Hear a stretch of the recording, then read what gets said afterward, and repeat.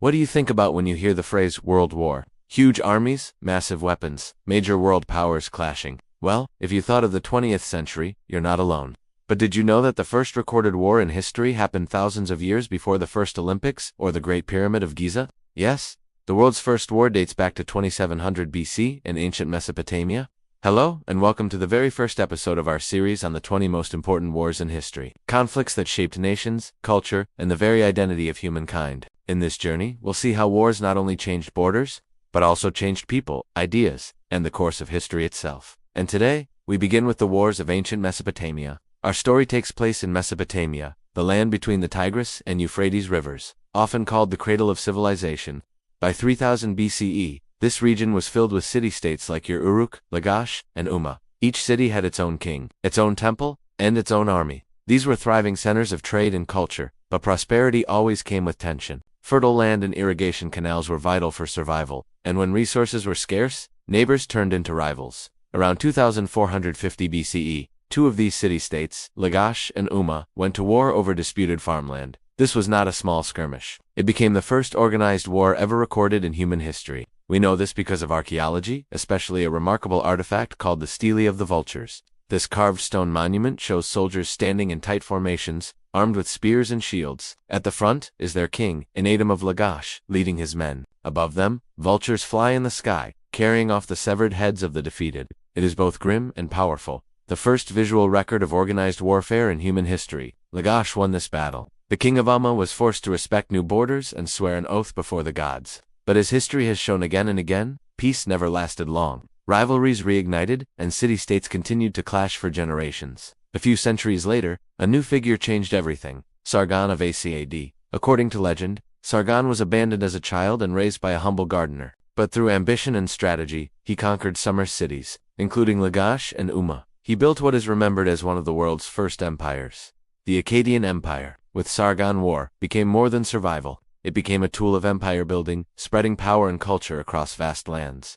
So who won these early wars? In the short term, Lagash triumphed over Umma, and later Sargon united the region. But no victory lasted forever. Empires rose and fell, leaving behind a cycle of conflict that shaped Mesopotamia for centuries. The impact, however, went far beyond the battlefield. These wars gave humanity its first record of organized armies, professional soldiers, and rulers who claimed divine authority.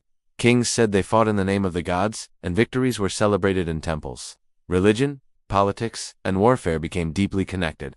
These conflicts also blended cultures. Sumerians and Akkadians mixed, giving birth to new languages, traditions, and laws. In fact, it was in Mesopotamia that the idea of written law and treaties first appeared. Even the earliest concepts of diplomacy came from these struggles. This is why the wars of Mesopotamia matter.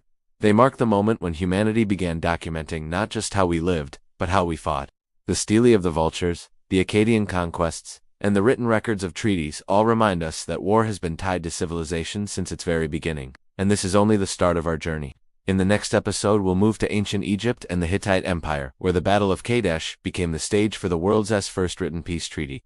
A remarkable moment in the history of war and diplomacy. If this story gave you insight, don't forget to like, share, and subscribe, so you never miss the next chapter in the wars that shaped our world. Ancient warfare wasn't just about brute force and chariots. It was also a game of strategy and alliances.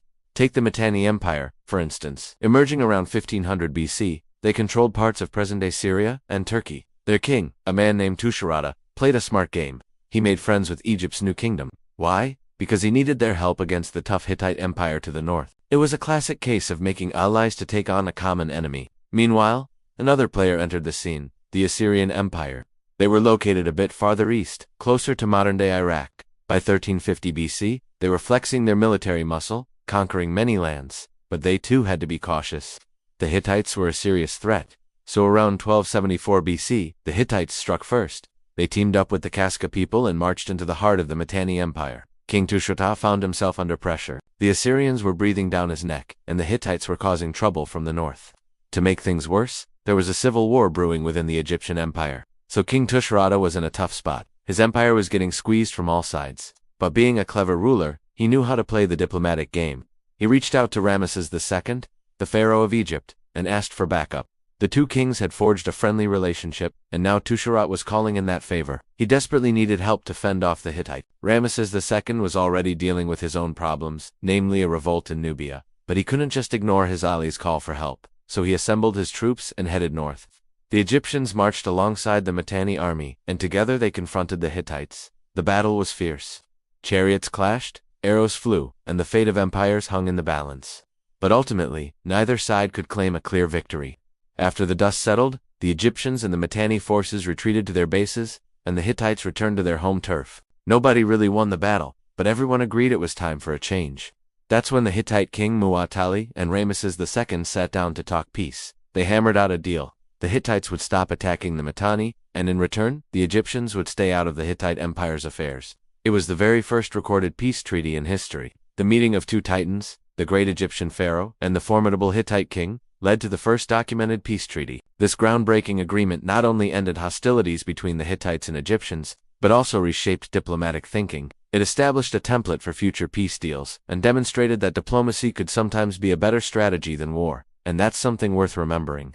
In the next episode, we'll continue our journey through time to explore another pivotal moment in ancient warfare. Make sure you're subscribed so you don't miss it. In the coming episodes of our series, we will traverse through ancient Greece to witness the Peloponnesian War between the mighty Athens and Sparta. Then we'll journey to Imperial Rome to experience the Punic Wars with Hannibal, crossing the Alps and clashing with Rome's legions. But before we conquer Greece and Rome, let's venture further back in time. Let us travel to 1600 BC to the banks of the Orontes River, where two titans of the ancient world collided in a battle that would change history forever. It was a clash between the Egyptians and the Hittites. The Egyptians, led by Pharaoh Ramesses II, boasted one of the most powerful armies in the ancient world. Their chariots gleamed in the sun, their infantry was disciplined, and they had the gods of Egypt on their side. On the other side stood the Hittites, a mysterious Indo-European people who had established a formidable empire in Anatolia. Their chariots were swift and their war strategies were cunning. This was no ordinary battle. It was a battle for supremacy in the eastern Mediterranean. It was personal, with each pharaoh claiming divine right to rule. As the armies faced off, the clash of civilizations went beyond just chariots and infantry.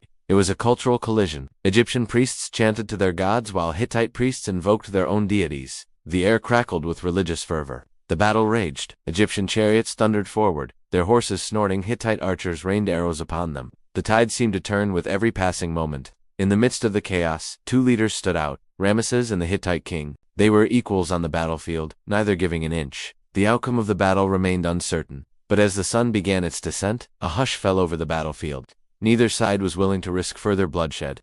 It was the dawn of diplomacy. Instead of continuing the fight, the two leaders made a decision that would echo through history. They chose peace. The Battle of Kadesh ended in a stalemate, but it marked a turning point in the history of diplomacy. It was the first recorded peace treaty between two major powers. It showed that even sworn enemies could lay down their arms and talk peace. But why does the Battle of Kadesh matter? It matters because it changed the way we do war. It established the concept of a stalemate in warfare, and introduced the idea of a peace treaty as a way to end hostilities. It was a testament to the power of diplomacy and the futility of endless war. As we continue our journey through the 20 most important wars in history, remember the Battle of Kadesh. It may not have had a clear winner, but it was a victory for humanity nonetheless. Join us next time as we dive into the heart of ancient Greece to witness the outbreak of the Peloponnesian War. Don't forget to subscribe so you never miss an episode.